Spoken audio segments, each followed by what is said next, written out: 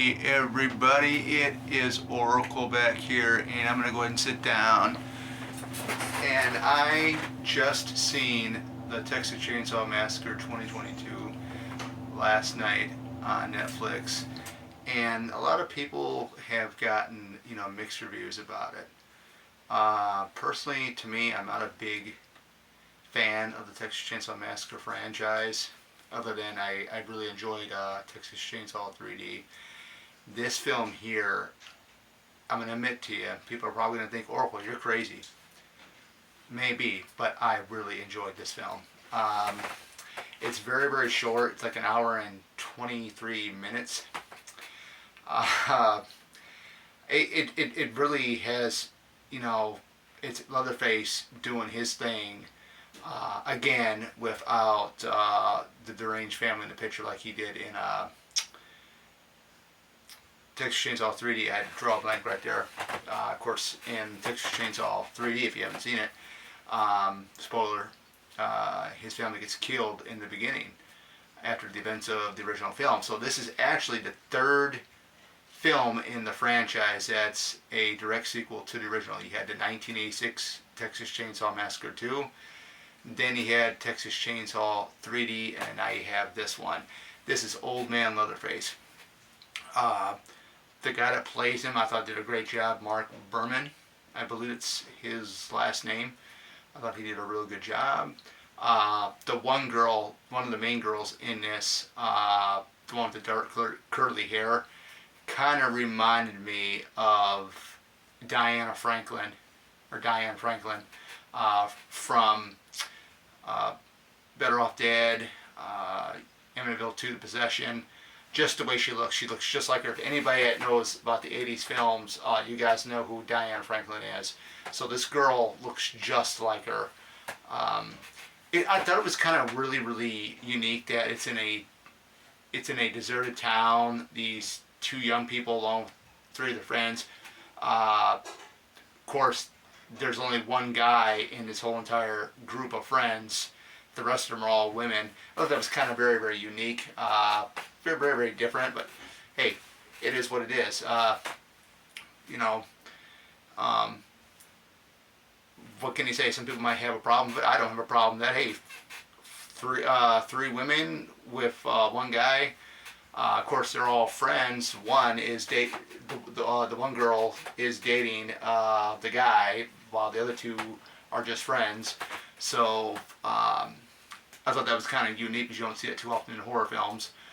But the thing with this is they are entrepreneurs. So they purchased this ghost town, is what I'm calling it, because it's deserted. Ain't nobody there except for a secret, which you'll find out once you see the film if you haven't seen it already. Then Leatherface is supposedly 60, 70 years old. And of course, some people say the downfall with this film too was, Sally Hardesty, played by a different actress, because the late Marilyn Burns had passed away a couple years ago, who originally played Sally in the original 1974 film. I always get the dates wrong with the original Texas Chainsaw Massacre, 1973 or 1974 when it came out, because like I said, I'm not a big fan. I don't watch that enough. Another thing I thought was really, really cool was the kill scenes. They were just, they were awesome. Some people say that there wasn't a lot of, story build-up. I can see their point on that. But if you want some good carnage, here you go. This was, just an hour and 23 some minutes was just awesome. This is basically my second favorite in the Texas Chainsaw franchise. However, with this film, I think the way the mask, you do see the mask in the trailer, the way the mask was done, I'm not going to tell you how he gets the mask, who he kills to get his new flesh mask is what I'm calling it. But it looks really, really sick. I think it looks really, really eerie. The other thing I really liked was the the music too. The music has a lot to do with how a movie performs, particularly a horror film, for this instance. Because if you don't have the music, it ain't gonna feel right. But I mean, the music is just right for this film. There is a particular scene that I did like in the film. It involves Leatherface, but I will not share that with you guys here. And I don't like doing spoiler videos, but I might do a spoiler video of it maybe later on tonight, telling you what scenes I really liked. We'll have to see how that goes.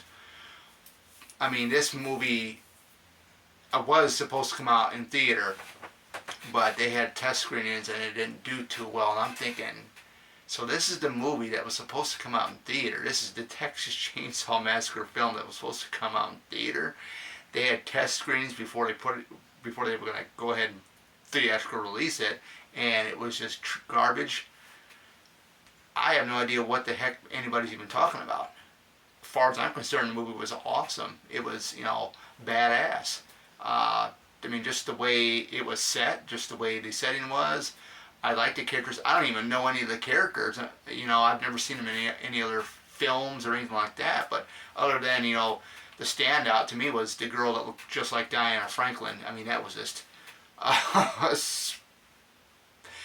a mirror image of Diane Franklin. I mean, if Diane Franklin, I know she likes horror films. If she's seen it, I mean, I'm pretty sure something's going to click there where, hey, this person looks just like me, But other than that, I mean, I love this film. I mean, there was something to me wrong with it. I mean, I respect other people's opinions. If you don't like it, hey, that's okay. I mean, I'm not going to bash you or anything like that. It's what you, it's in what you taste, what you like, But honestly, I'm not a fan of the Texas Chainsaw Massacre.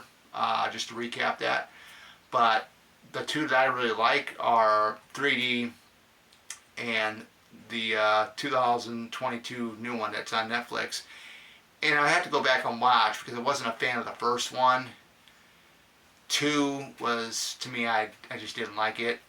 3, Leatherface, I had to go back and watch it. I watched it again because I really, really like Ken Foray.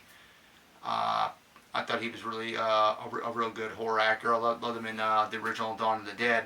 I'd have to give that Leatherface Texas Chainsaw Massacre 3 another watch.